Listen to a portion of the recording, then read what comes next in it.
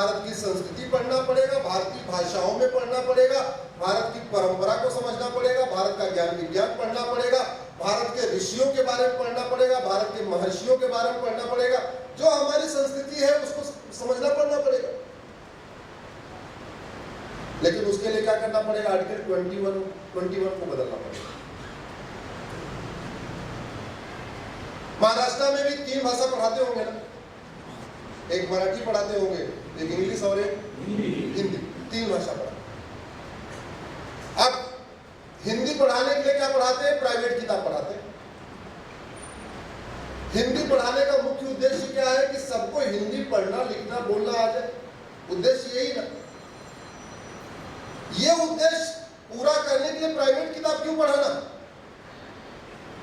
तुलसीदास जी द्वारा लिखा गया रामचरितमानस हिंदी में ही है।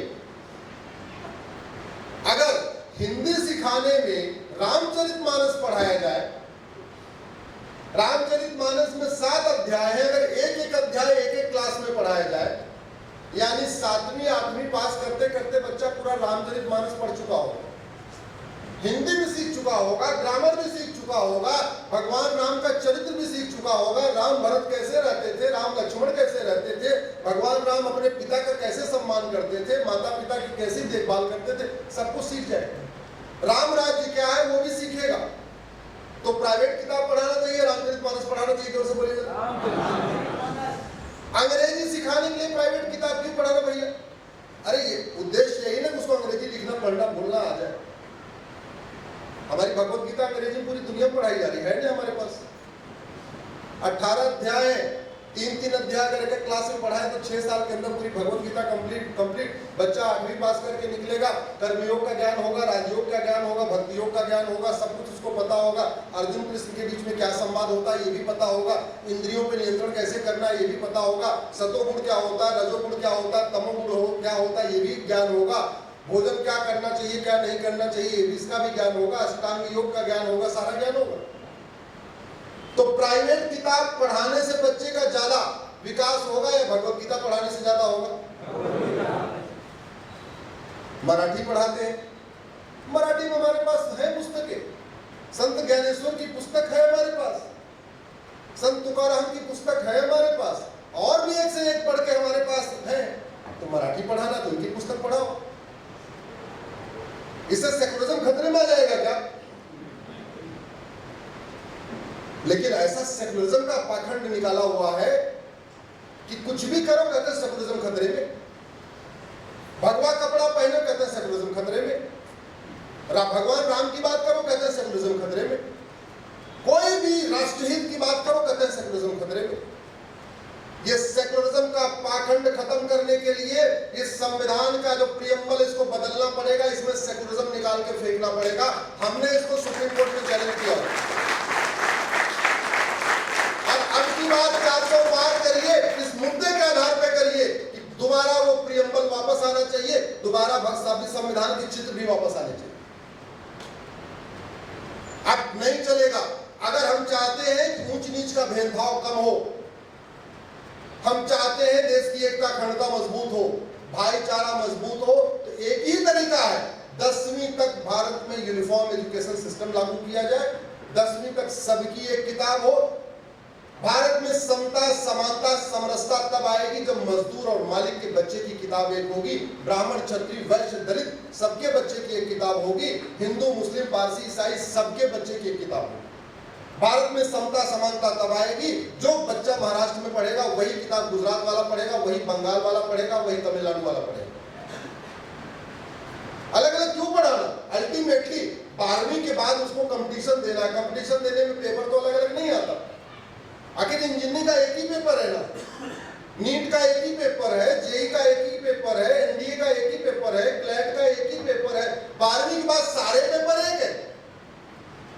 अगर उस दृष्टि से भी देखिए तो अगर 12वीं के बाद सारे कॉम्पिटिटिव एग्जाम के पेपर कॉमन है, एक ही पेपर है, तो फिर सीबीएसई अलग क्यों पढ़ाए, आईसीएसई अलग क्यों पढ़ाए, महाराष्ट्र बोर्ड अलग क्यों पढ़ाए, यूपी बोर्ड अलग क्यों पढ़ाए, बिहार बोर्ड अलग क्यों पढ़ाए?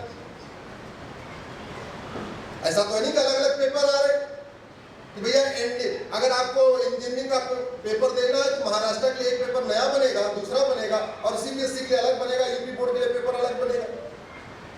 इस अलग अलग पेपर के चक्कर में क्या हो रहा है, बच्चा कितना भी टैलेंटेड हो, जब तक वो कोचिंग नहीं करता वो कोई एग्जाम नहीं क्वालिफाई कर पाता।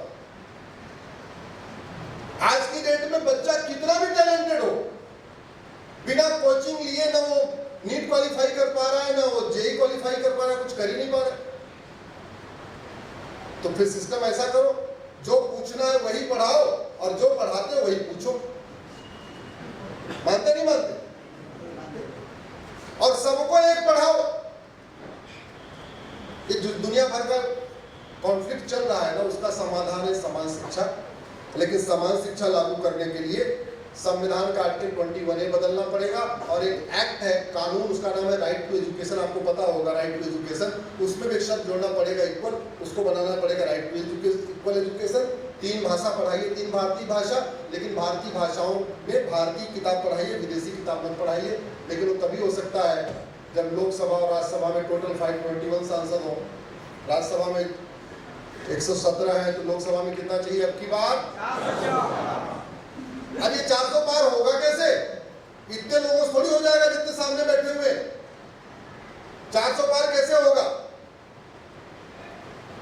कितने लोग फेसबुक यूज करते? सब लोग करते। मैं आज आपको एक नुस्खा बताता हूं। जैसे सुभाष जी बैठे हैं मेरे सामने, मेरा कार्यक्रम करा चुके हैं सुभाष जी पहले। अब आप 5000 सुभाष नाम के लोगों को फेसबुक फ्रेंड बना लीजिए। नवीन जी बैठे हुए किधर गए? दिखाई नहीं दे रहे। तो 5000 नवीन अपने नाम बना लीजिए। मैं कह रहा हूं अपने नाम से 5000 लोगों को जोड़ लीजिए, अपने मिडिल नाम से 5000 को जोड़ लीजिए, अपने सरनेम से 5000 को जोड़ लीजिए, या नाम है आपका राम कुमार भोसले तो 2000 राम को जोड़ लीजिए, 1000 कुमार को जोड़ लीजिए और 2000 भोसले को जोड़ लीजिए। हो सकता है नहीं हो सकता? 5000 लोग जोड़ सकते हैं ना? भारत में 50 करोड़ लोग फेसबुक यूज करते हैं, ट्विटर यूज करते हैं केवल 5 करोड़, इंस्टाग्राम यूज करते हैं केवल 5 करोड़, और फेसबुक कितना यूज करते हैं? 50 करोड़, 10 गुना ज्यादा। गरीब से गरीब, रिक्शे वाला, ऑटो वाला, सब के सब क्या यूज करते हैं? लेकिन अभी वो जातियों के आधार पे वोट दे रहे हैं, भाषा के आधार पे वोट दे रहे हैं, पॉलिटिकल पार्टी के नेताओं के लफाजी सुन के भाषण दे रहे हैं, बतौलेबाजी सुन के भाषण दे रहे हैं, कुछ आने से कुछ भी करते रह रहे हैं, कई बार पौवा पे भी कर देते हैं। उनको समझाना पड़ेगा। समझाने का एक ही तरीका है, बैठे बैठे सबके घर जाके समझाना तो चाहिए, वो बहुत अच्छा है, लेकिन ऐसा संभव नहीं है। तो मैं ये कहता हूं, भारत में जो इनको राष्ट्र की चिंता है वो सब लोग 5-5 हजार जोड़ लें। जैसे हमारी बहनें बैठी हुई है, अपने अपने नाम से 5000 पूरे भारत की जोड़ लीजिए, 5000 मिल जाएगी। 5000 रमा में मिल जाएगी, 5000 लक्ष्मी मिल जाएगी, 5000 उमा में मिल जाएगी, 5000 कृष्णा में मिल जाएगी, 5000 गायत्री मिल जाएगी, सब 5-5 मिल जाएंगे। जोड़िए उनको, समस्या लिखिए, मूल कारण लिखिए, अस्थायी समाधान लिखिए। अगर आपको मेरी बात अच्छी लग रही है, मेरी बात लिख दीजिए। मेरा वीडियो अच्छा लगता है, मेरा वीडियो शेयर कर दीजिए। ग्रेजुअली, धीरे धीरे धीरे धीरे एक समय ऐसा आएगा, ये 50 करोड़ फेसबुक वाले सारे एक साथ मत वोटिंग करना शुरू कर देंगे, 100% वोटिंग करना शुरू कर देंगे, बिना बटे हुए वोटिंग करना शुरू कर देंगे। और बिना बटे हुए वोटिंग करना शुरू कर दिए तो 400 पार क्या 450 पार भी हो सकता है। तो टेक्नोलॉजी का उपयोग करिए, फ्री का डाटा का उपयोग करिए। अंबानी जी को धन्यवाद देते रहिए, उन्होंने डाटा फ्री कर दिया था, उसका बहुत बढ़िया काम चल रहा है भाई। सबसे पहले उन्होंने फ्री किया, बाकी लोगों ने बाद में किया। उन्होंने फ्री नहीं किया होता तो बाकी लोग फ्री नहीं करते। अगर डाटा फ्री नहीं होता, 300 रुपए का 1 GB डेटा खरीद के सब काम नहीं होता। तो जब फ्री में मिल रहा है तो फ्री का पूरा उसको यूज करिए, राष्ट्रीय हित में उसको यूज करिए। भारत के, मेरा ये मानना है कि राष्ट्र निर्माण के लिए जो सबसे ज्यादा आवश्यक है, देश की एकता अखंडता के लिए जो सबसे ज्यादा आवश्यक है, समान शिक्षा लागू किया जाए, 1 नेशन 1 सिलेबस लागू किया जाए। और ये संभव है अगर एक रेलवे बोर्ड दिल्ली में है और उससे पूरे देश में रेलवे चल सकती है, तो एक एजुकेशन